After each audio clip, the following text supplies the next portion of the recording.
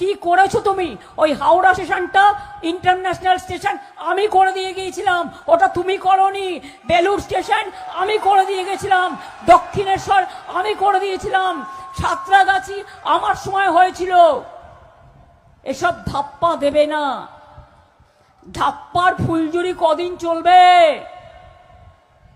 বাংলাকে বদনাম করার আগে যাও, মণিপুর জ্বলছে, মণিপুরকে সামলাও।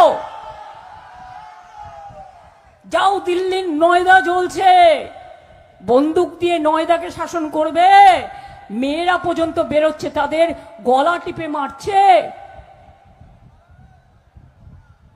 আর তোমার স্বরাষ্ট্রমন্ত্রী বিজেপি নেতা হতে পারে, মনে রাখবেন। আমি যখন একটা চেয়ারে থাকি, যদিও আমি তৃণমূলের নেত্রী হিসেবে এসছি, কিন্তু তোমার হোম মিনিস্টার মনে রেখে দিও, তোমার ইলেকশন নেই, তুমি পার্টির হয়ে কাজ করছো, তোমার চেয়ারের তো একটা রেসপেক্ট আছে। আপনার বাবু মহাশয়, বাংলায় আমরা বলি বাবু মহাশয়, মাননীয় মহোদয়, আপনার তো একটা রেসপেক্ট আছে চেয়ারের।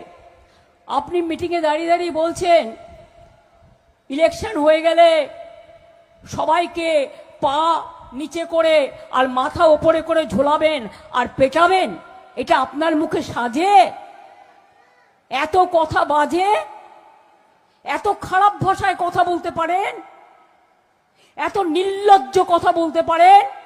একটা মানুষকে বলছেন আগে থেকেই জিতবেন না তো বিজেপি বাংলা কোনোদিনও জিন্দেগি মে দখল করনে নেই সকেগা।